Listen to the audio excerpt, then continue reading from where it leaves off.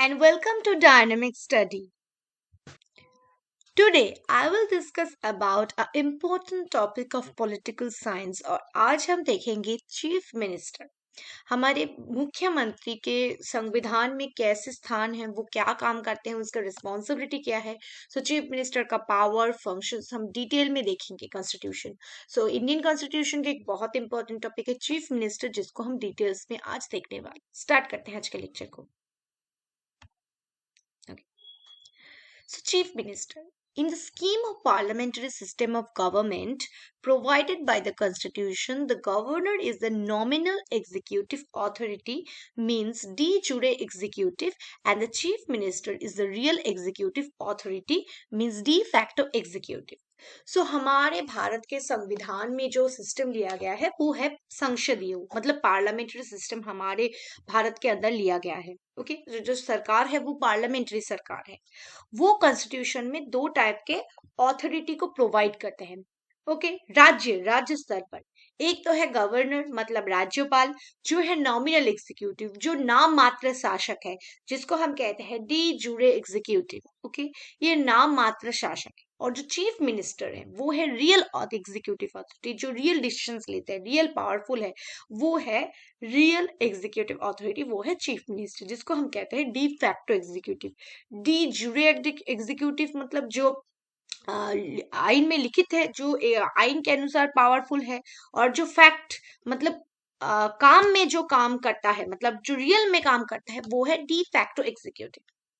In other words, the governor is the head of the state while the chief minister is the head of the government.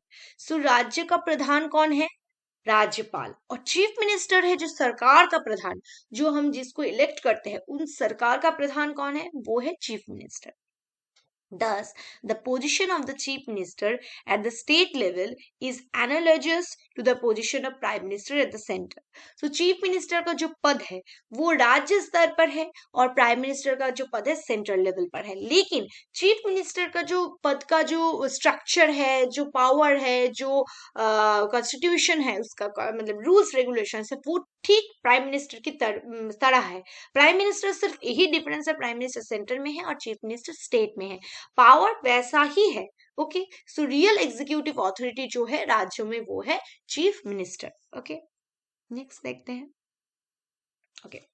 The Constitution does not contain any specified procedure for the selection and appointment of the Chief Minister. हमारे संविधान में ऐसा कोई लिखित नहीं है कि इस पद्धति से वो सिलेक्शन होगा एक चीफ मिनिस्टर का और अपॉइंटमेंट ऐसे होगा। Okay. So Article 164 only says that the chief minister shall be appointed by the governor. 164 article में यही बताया गया है जो हमारे राज्य के जो मुख्यमंत्री होंगे वो गवर्नर के द्वारा अपॉइंटेड होंगे। ओके, गवर्नर उन्हें जो साइंस जो वगैरह है वो करवाएंगे governor. However, this does not imply that governor is free to appoint anyone as a chief minister. इसका मतलब ये नहीं है कि गवर्नर के पसंद के अनुसार वो किसी को भी चीफ मिनिस्टर बना सकते हैं। ये क्या है, वो अपॉइंटमेंट देते हैं, उनके पास जाकर चीफ मिनिस्टर साइन कर करके वो अपने पद पे मतलब लग जाते हैं पद पर। ओके, इसका मतलब ये नहीं है गवर्नर किसी को भी चूज कर सके। In accordance with the conventions of the parliamentary system of the government, the governor has to appoint the leader of the majority party in the state legislative assembly as the chief minister. हमारे संसदीय जो शासन व्यवस्था है उसके अनुसार क्या होता है, जो पार्टी लार्जेस्ट वोट मिलता है जिसको, और उस पार्टी का जो लीडर है उसको ही चीफ मिनिस्टर के तौर पर स्टेट लेजिस्लेटिव असेंबली, राज्य विधानसभा में उसे चीफ मिनिस्टर के पद पर घोषित किया जाता है। पार्लियामेंट्री रूल्स के अनुसार क्या होता है, जो पार्टी का मेंबर सबसे ज्यादा जिसको वोट मिलते हैं, मतलब जो पार्टी सबसे ज्यादा वोट मिलता है राज्य विधानसभा में, उस पार्टी के लीडर को ही हम चीफ मिनिस्टर घोषणा करते हैं। वो कौन करता है? गवर्नर करते हैं। Okay, but when no party has a clear majority in the assembly, then the governor may exercise his personal discretion in the selection and appointment of the chief minister. अगर कोई भी पार्टी मतलब clearly majority ना मिली हो, कोई समान समान दोनों पार्टी को ही वोट मिले हैं, तो उस क्षेत्र में क्या हो सकता है, गवर्नर उसके पर्सनल मत के अनुसार वो एक व्यक्ति को चीफ मिनिस्टर अपॉइंट कर सकते हैं। In such a situation, the governor usually appoints the leader of the largest party or coalition in the assembly. यहाँ पर भी उनका मत ऐसा वाला नहीं है कि वो जो सोच रहे थे, वो क्या कर सकते हैं, जो लार्जेस्ट पार्टी और कोalition के लीडर है उनको ही चीफ मिनिस्टर के तौर पर घोषणा कर सकते हैं and ask him to seek a vote of confidence in the house within a month. और उस व्यक्ति को क्या करना होता है, उस व्यक्ति को एक महीने के अंदर वो जो जिस हाउस में वो इलेक्ट हो रहे हैं, मतलब विधानसभा में उनको एक vote of confidence, okay, confidence मतलब उनके ऊपर सबका आस्था है या नहीं, ये इसके लिए उनको एक क्या करना पड़ता है, एक कोalition एक कॉन्फिडेंस लाने घोषणा करता पड़ता है कि उनके ऊपर, उस मंत्री के ऊपर या उस व्यक्ति के ऊपर दल का या सारे लोगों का वो हाउस के क्या कॉन्फिडेंस है या नहीं, आस्था है या नहीं। Okay, next, the governor may have to exercise his individual judgment in the selection and appointment of the chief minister when the chief minister in the office dies suddenly and there is no obvious successor। अगर कोई मुख्यमंत्री by chance मर जाए तो उस क्षेत्र में उनका कोई पूर्वसूरी उत्तरसूरी ना हो, तो क्या कर सकते हैं, गवर्नर अपने हिसाब से किसी इंडिविजुअल व्यक्ति का जजमेंट करके वो चीफ मिनिस्टर घोषणा कर सकते हैं। Okay, however, on the death of the chief minister, the ruling party usually elects a new leader and the governor has no choice but to appoint his chief minister। अगर कोई मर जाए chief minister पद रहते रहते तो क्या होता है, ऑब्वियसली उसके पार्टी का ही कोई मेंबर को लीडर घोषणा किया जाता है और उसे ही चीफ मिनिस्टर बनाया जाता है। सो यही रूल है एक चीफ मिनिस्टर बनाने की। सो इस क्षेत्र में भी गवर्नर के पास कोई चॉइस नहीं है, उनको ही अपॉइंटमेंट करना पड़ता है। Next, the constitution does not require that person must provide his majority in the legislative assembly before he is appointed as a chief minister। So जब तक वो कॉन्स्टिट्यूशन में कोई रिक्वायरमेंट नहीं है कि person must prove his majority, उसका majority को प्रूव करना होगा लेजिस्लेटिव असेंबली में, बिफोर, जब तक वो चीफ मिनिस्टर हो जा रहा है तब से पहले उसे मेजोरिटी प्रूव नहीं करना होगा। Okay, the governor may first appoint him as a chief minister then ask to prove his majority। मतलब मरने के बाद अगर किसी व्यक्ति को हम चीफ मिनिस्टर के पद पर घोषणा करें तो उन्हें पहले ही उसका मेजोरिटी प्रूफ नहीं करना होगा, उसको इलेक्ट होने के बाद उसे प्रूफ करना होगा उसका मेजोरिटी। कहाँ पर, विधानसभा में, लेजिस्लेटिव असेंबली में, within reasonable time period में, विद इन कुछ टाइम मंथ के अंदर उसे ये करना होगा। This is what has been done in a number of cases. बहुत सारे केसेस में ये देखा गया है, मतलब किसी मुख्यमंत्री अगर मर जाए तो क्या उसके पार्टी क्या करता है, उसके दल का किसी व्यक्ति को इलेक्ट करता है और उसके बाद क्या होता है, उस व्यक्ति को लेजिस्लेटिव असेंबली मतलब विधानसभा में जाकर उसका मेजोरिटी और उसका आस्था वहां पर प्रूफ करना होता है। अगर वो प्रूफ कर पाए तो वो चीफ मिनिस्टर के तौर पर रह जाते हैं। Okay, so this is what has done. Okay. A person who is not a member of state legislature can be appointed as a chief minister for 6 months। एक व्यक्ति जो स्टेट लेजिस्लेचर के मेंबर नहीं है वो अगर चीफ मिनिस्टर बने तो उसे 6 मंथ्स के अंदर उसे स्टेट लेजिस्लेचर में इलेक्टेड होना होगा। ओके, सो तब भी वो चीफ मिनिस्टर रह पाएंगे। मतलब जो व्यक्ति चीफ मिनिस्टर बने हैं और वो लेजिस्लेटिव विधानसभा के मेंबर नहीं है, सो उसे 6 मंथ के अंदर अंदर वहां पर इलेक्टेड होना ही होगा। ओके, तभी वो चीफ मिनिस्टर रह पाएंगे। Next, according to the constitution, the chief minister may be a member of any houses of the state legislature। वो विधानसभा या विधान परिषद किसी के भी मेंबर हो सकते हैं। Usually the chief minister has been selected from the lower house। हमेशा वो legislative assembly विधानसभा से ही इलेक्टेड होते हैं। But on number of occasions a member of upper house, बहुत सारे केसेस में जो विधान परिषद के भी मेंबर वो हो सकते हैं। मतलब वो लेजिस्लेटिव असेंबली के और लेजिस्लेटिव असेंबली या लेजिस्लेटिव काउंसिल दोनों से ही वो हो सकते हैं। सो मतलब वो ऑब्वियसली ऐसा नहीं है कि वो लोअर हाउस से होंगे, वो अपर हाउस या लोअर हाउस दोनों से ही हो सकते हैं, लेकिन यूजुअल केसेस में लेजिस्लेटिव असेंबली से ही वो होते हैं।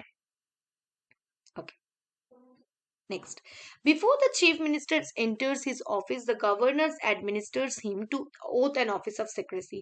So chief minister को पद में जाने से पहले वो एक ओथ लेते हैं, शपथ पद करते हैं, वो करवाते हैं कौन, गवर्नर। ओके, सो क्या ओथ ऑफिस वो क्या करते हैं, to bear faith, to bear truth faith and allegiance to the Constitution of India. वो भारत के संविधान के प्रति आस्था रखेंगे, उसे मान के चलेंगे. To uphold the sovereignty and integrity of India. वो भारत के संविधान के जो अखंडता है, इंटीग्रिटी है, सोवरेंटी सार्वभौमिकता है, उसे मानकर चलेंगे और उठा कर रखेंगे. नेक्स्ट है to faithfully and consciously discharge the duties of his office. वो अपने काम के प्रति कॉन्सियस होंगे और वो अच्छे से वो काम पालन करेंगे. नेक्स्ट है to do right to all manner of people in accordance with the constitution and the law without fear or favour of affliction of ill will. Okay, so वो अच्छे से काम करेंगे, किसी के डर के नहीं, वो किसी के पक्षपात में नहीं जाएंगे, मतलब निरपेक्ष रहकर वो काम करेंगे. Okay, next. सो पावर क्या क्या है? The power and functions of chief minister can be studied under the following heads. वो क्या क्या काम करते हैं? ओके, फर्स्ट है in relation to the council of ministers. उनके साथ, चीफ मिनिस्टर के साथ जो काउंसिल ऑफ मिनिस्टर, जो मंत्री है, उनके संबंध कैसे होंगे? Okay, the chief minister enjoys the following powers as a head of the state council of minister. वो हेड है, हेड ऑफ द स्टेट का मतलब मंत्रियों के सबसे ऊपर में है कौन? Chief minister. वो ऐसे कुछ पावर्स पाते हैं. क्या क्या है? The governor appoints only those persons as ministers who are recommended by the chief minister. Governor उन्हीं व्यक्ति को मंत्री हिसाब से बता सकते हैं जो चीफ मिनिस्टर बताएंगे, जिनको चीफ मिनिस्टर चुन के देंगे. वो क्या कर सकते हैं? एलोकेट कर सकते हैं, रीसफल द पोर्टफोलियो एवं मिनिस्टर. मिनिस्टर्स को, किसी मिनिस्टर को स्वास्थ्य दफ्तर दिया, किसी को फूड दफ्तर दिया, तो वो चेंज भी कर सकते हैं और दे भी सकते हैं. Okay, he can ask a minister to resign or advise the governor to dismiss him in case of difference of opinion. अगर किसी मंत्री के साथ मुख्यमंत्री का मत नहीं मिला तो उनको वो क्या कर सकते हैं? उनको मतलब रिजाइन करने को कह सकते हैं. ओके, नेक्स्ट है he presides over the meetings of the council of ministers and influences his decisions. वो मीटिंग पर रह सकते हैं, प्रिसाइड कर सकते हैं और डिसीजंस ले सकते हैं सब कुछ के बारे में. वो डायरेक्ट्स, गाइड्स, कंट्रोल, कोऑर्डिनेट्स कर सकते हैं सारे मिनिस्टर्स के काम को. Okay, he can bring about collapse of the council of minister by resigning from office. वो मंत्रियों को रिजाइनिंग दे सकते हैं. ओके, कोलैप्स कर सकते हैं. Since the chief minister is the head of the council of minister, he resignations or death automatically, मतलब वो अगर चीफ मिनिस्टर अगर रिजाइन कर दे तो सारे मंत्री सभा ही टूट जाती है. ओके, हिज रिजिग्नेशंस और डेथ में क्रिएट वैकेंसी क्रिएट कर सकते हैं. सो टोटल पावर किसके पास है? चीफ मिनिस्टर के पास. Next, in relation to the governor. Governor के साथ उनका संबंध कैसा होता है? Okay, first, he is the principal channel of communication between governor and the council of ministers. It is the duty of the chief minister. So ये क्या उनका पहला काम है कि वो मंत्री और राज्यपाल के बीच का एक संबंध बनाकर रखे, उनके बीच एक कम्युनिकेशन बनाकर रखने के लिए वो काम करते हैं. नेक्स्ट, वो गवर्नर के साथ कम्युनिकेट करते हैं और डिसीजंस लेते हैं council of ministers related, administration related, proposals देते हैं कुछ लेजिस्लेशंस के. Next, to furnish such information relating to the administration of affairs of the state and proposals for legislature as governor may call for. जो चीजें governor चाहती हैं administration के बारे में जानना, वो सारे इंफॉर्मेशन प्रोवाइड करते हैं. If the governor so requests to submit for considerations of to council of ministers any matter on which a decision has taken by a minister by which has not been considered by the council. If the governor so requests, अगर governor चाहते हैं तो to submit for consideration of the council to ministers any matter, कुछ भी decisions लेना हो, so it's related. He advises the governor with regard to the appointment of important officials like advocate generals related जो appointment होते हैं, जैसा कि advocate general, chairman और members of state public service commission, state elections commission के जो members हैं, उनको appointment related कौन help करता है? chief minister help करता है governor को. Next देखते हैं स्टेट लेजिस्लेचर, राज्य विधानसभा के साथ उनका पावर क्या है? ओके, सो चीफ मिनिस्टर सबसे लीडर है वो राज्य विधानसभा के. वो क्या एडवाइस करते हैं गवर्नर को? He advises the governor with regard to the summoning and proroguing the state legislature. State legislature कब बुलाया जाएगा, कब स्थगित होगा, ये सारे डिसीजंस लेते हैं कौन? Chief minister. He can recommend the dissolution of legislative assembly to the governor at any time. वो अगर चाहे विधानसभा को तोड़ भी सकते हैं. He announces the government policies on the floor of house. वो गवर्नमेंट के पॉलिसीज को सरकार के क्षेत्र में बताते हैं. ओके, इन एडिशन वो और क्या क्या काम करते हैं? वो स्टेट प्लानिंग बोर्ड के चेयरमैन हैं, वो वाइस चेयरमैन के तौर पर काम करते हैं जोनल काउंसिल के रिलेशंस पर। ओके, वो स्टेट इंटर स्टेट काउंसिल के मेंबर है, गवर्निंग काउंसिल के मेंबर है, नीति आयोग का जो गवर्निंग काउंसिल है वो सब जो हेडेड करते हैं प्राइम मिनिस्टर, वहां का वो एक मेंबर है। वो चीफ स्पोक पर्सन, राज्य सरकार के मुख्य प्रवक्ता है वो। ओके, वो क्राइसिस मैनेजमेंट करते हैं पॉलिटिकल लेवल पर, इमरजेंसी पर। ओके, वो एक लीडर है जो वेरियस सेशंस में पार्टिसिपेट करता है, मेमोरेंडम रिसिप्ट को प्रोवाइड करता है, और वो पॉलिटिकल हेड है हमारे राज्य के, और सर्विस प्रोवाइड करते हैं। सो कॉन्स्टिट्यूशन में कुछ आर्टिकल्स हैं जहां पर चीफ मिनिस्टर के बारे में बताया गया है। फर्स्ट जो आर्टिकल है वो है 163 में, वहां पर council of ministers to aid and advice to the governor. एक काउंसिल ऑफ मिनिस्टर्स रहेगा जो गवर्नर को हेल्प करेगा, एडवाइस प्रोवाइड करेगा। अदर प्रोविजंस क्या जो है मिनिस्टर्स रिलेटेड, वो है 164। 166 में है conduct business of government of the state, कैसे स्टेट राज्य का जो सरकार है उसे परिचालना किया जा सकता है, इसके बारे में बताया गया है।